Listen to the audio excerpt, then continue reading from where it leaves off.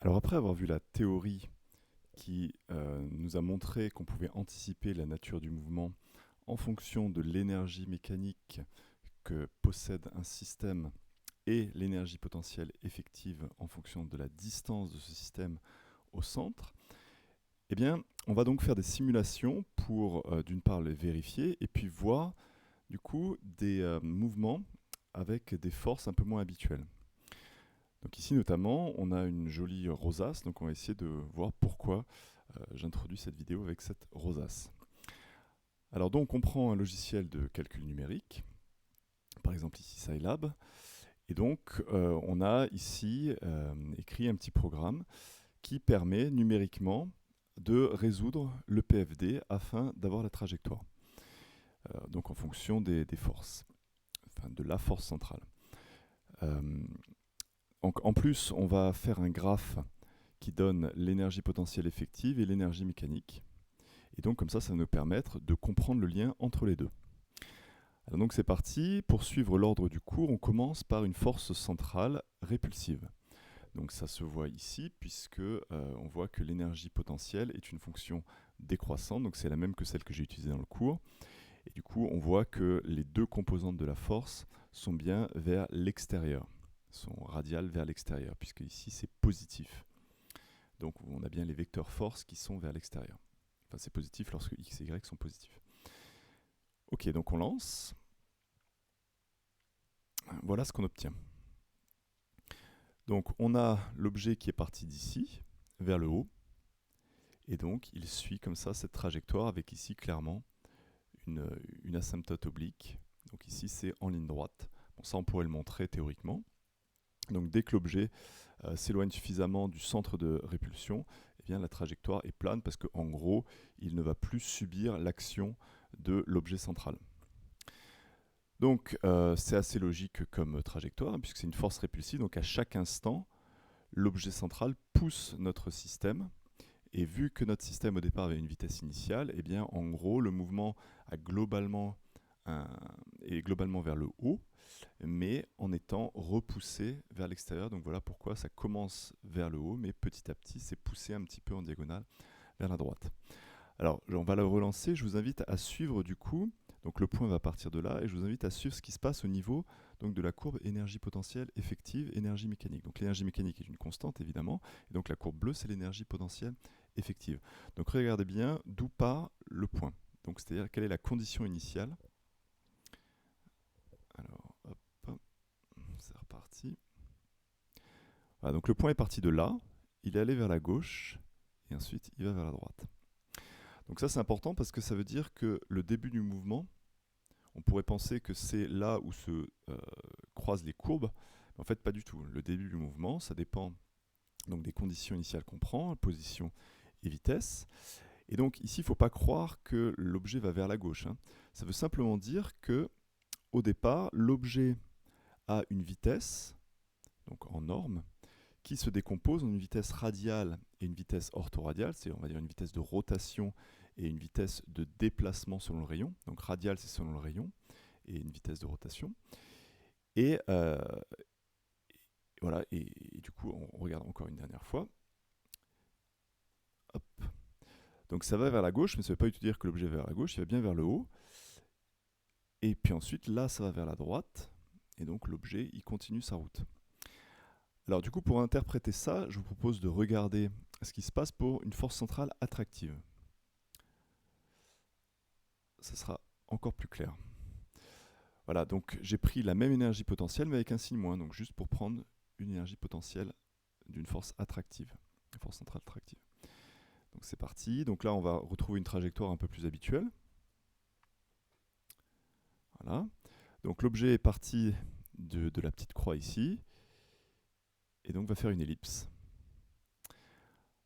Alors remarquons, j'aurais dû déjà le dire à l'exemple d'avant, remarquons donc que la loi des airs est bien vérifiée, hein. Là on voit que c'est loin du centre, donc le rayon est grand, du coup l'air balayé doit être la même que l'air balayé proche du système central, mais vu qu'ici on est plus loin, eh bien, il faut que la vitesse du coup de l'objet soit plus faible pour que l'air balayé soit bien la même entre ici et ici. Donc ça c'est du classique, hein, vous aviez déjà vu ça au lycée. Et donc ici, on remarque que le point caractéristique de l'objet, là sur la courbe des énergies, eh bien, débute ici. Donc c'est vraiment très loin de ce point à gauche. Et donc on voit que ce n'est pas du tout au niveau d'un point de croisement. Alors, donc on retrouve ce qu'on avait déjà dit dans le cours. Ici, on est dans un état lié. Et donc l'objet se déplace, mais se déplace entre ces deux limites de distance. Donc ce ρ1 et ce ρ2. Donc on va relancer. Voilà, donc la position de départ n'est pas du tout un ρmin ou un ρmax, c'est on va dire une position quelconque. On a bien vu que le ρmin c'était ici, et ensuite là on arrive au ρmax. Et donc ce qui est intéressant, c'est qu'on voit que c'est lorsque l'objet passe par ρmin et ρmax que eh bien, le point caractéristique se retrouve, tac, maintenant, au niveau du croisement entre l'énergie mécanique et l'énergie potentielle effective. Alors ça peut se comprendre, et on va l'expliquer tout de suite.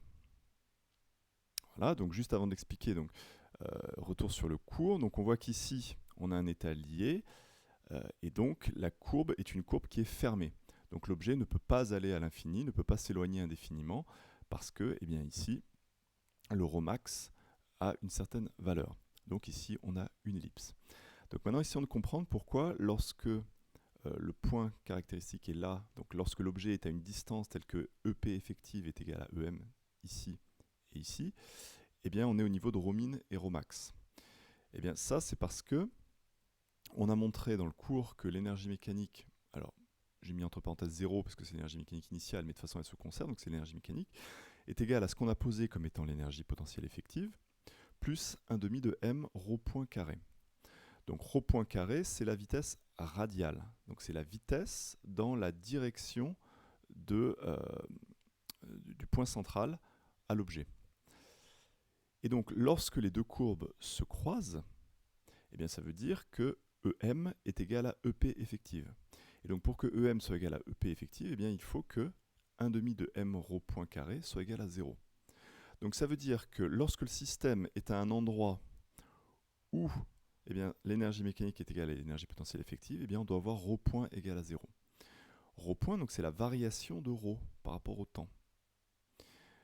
Donc si ρ point est nul, ça veut dire que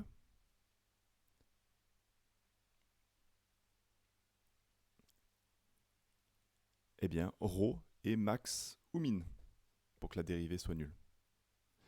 Donc ρ max ou min, ça veut bien dire qu'on est au niveau eh bien, d'un ρmin ou d'un ρmax, c'est-à-dire d'un point le plus loin ou d'un point le plus proche de la trajectoire. Donc c'est bien ce qu'on a vu dans la simulation.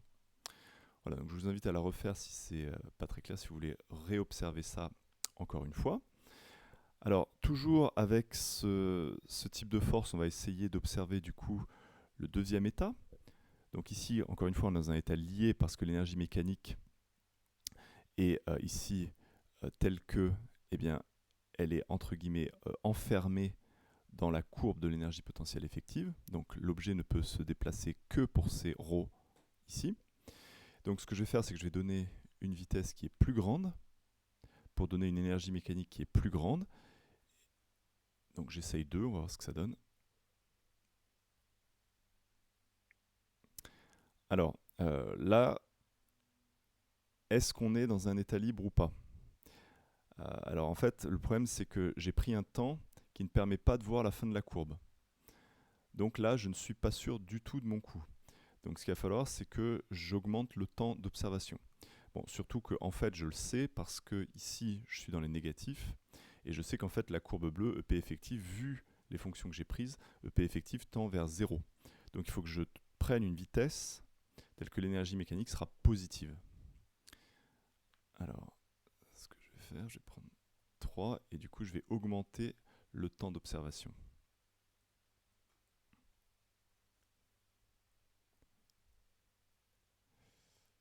Voilà. Donc là, on a bien une énergie mécanique qui est plus grande que 0, qui est bien au-dessus de l'asymptote horizontale de l'énergie potentielle effective. Et du coup, voilà la trajectoire. Bim, donc ça monte. Et puis ensuite, donc c'est attiré par le point central. Mais l'inertie, la vitesse initiale est tellement grande que l'attraction par le point central n'est pas suffisante pour forcer le système à rester autour du point central, et du coup, bye bye, le système s'en va. Et si on continue un temps infini, eh bien, il va s'en aller à l'infini. Donc ici, on a clairement bien un système qui est dans un état libre, qu'on appelle aussi parfois état de diffusion.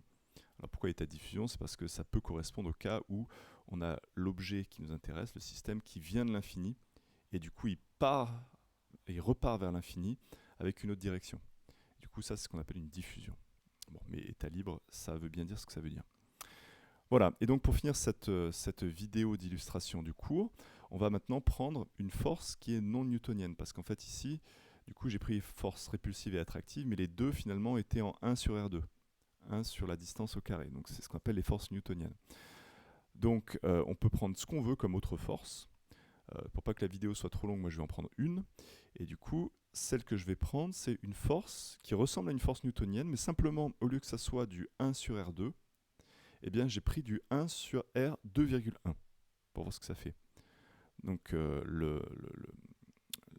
l'exposant n'est pas 2, c'est pas le carré, c'est le carré mais plus 0,1. Alors donc ça c'est une hypothèse qui est faite dans une théorie qui s'appelle la théorie monde, qui pense que dans certaines conditions, eh bien, la loi de Newton en 1 sur R2 n'est peut-être pas vérifiée. Et donc il y a une modification de la loi de Newton, puisque monde, ça veut dire Modified Newton Dynamic, je pense. Voilà, et donc on peut imaginer que ce n'est pas vraiment 1 sur R2, ça peut avoir une variation de l'exposant. Donc on va regarder ce que ça fait lorsque du coup je change l'exposant de 2 vers 2,1. Alors pourquoi ici j'ai 3,1 et pas 2,1 comme je le dis depuis 30 secondes? C'est parce que ici, attention, j'ai utilisé la force sous la forme K sur R puissance 3,1 fois OM. Et donc dans OM, il y a R. OM, c'est RER. Donc du coup, c'est bien RER divisé par R puissance 3,1, ce qui fait que lorsque vous simplifiez le R, ça fait bien 1 sur R puissance 2,1. Ok, je lance et on regarde ce que ça fait. Voilà, donc toujours même point de départ. On a l'impression que ça fait une ellipse. Et alors, est-ce que ça fait une ellipse? On a l'impression que ça... Enfin, on pourrait dire que c'est une ellipse. Mais du coup, c'est une ellipse qui n'est jamais la même. Et ça, du coup, c'est pas une des lois de Kepler. La loi de Kepler, c'est ça fait une ellipse et qui reste toujours la même. Donc en fait, on peut dire que ça fait des ellipses, mais des ellipses dont on va dire la direction caractéristique tourne. Donc il y a une rotation de l'ellipse. On appelle ça une précession. Voilà, donc sinon on a bien un état lié. Ça ne change pas. Tout ce qu'on a vu dans le cours, ça reste vrai. La loi des airs aussi est vérifiée, mais par contre, il y a cette précession de l'ellipse. Et alors, ce qui est rigolo, du coup, c'était l'introduction, c'est que cette précession de l'ellipse, eh bien, on en a découvert une pour une étoile qui est très très proche de du trou noir central de notre galaxie. Et donc, on pourrait se dire, alors ça veut dire que quand une étoile est très proche d'un trou noir, eh bien, la loi de Newton n'est pas vérifiée. Parce qu'il y a cette précession, ça ne fait pas une ellipse qui est stable. Alors on peut regarder également une animation de l'ESO, donc l'Agence spatiale européenne. Ça veut bien. Et donc effectivement, la loi de Newton n'est plus vérifiée quand on est très proche d'un trou noir, mais est-ce que c'est que la force n'est plus en 1 sur R2, mais plutôt en 1 sur R puissance autre chose? Alors en fait, c'est logique, ça ne vérifie plus l'ellipse parce que très proche du trou noir, eh bien, la trajectoire, pour la déterminer, eh bien, il faut utiliser la relativité générale. Et donc en fait, cette précession de l'ellipse, elle est bien vérifiée par la relativité générale. Donc c'est pas simplement une petite modification dans la mécanique classique, là c'est carrément qu'il faut changer de théorie pour expliquer cette précession. Voilà pour cette illustration du cours. Il nous reste maintenant à voir des petites choses particulières justement pour les forces dites newtoniennes.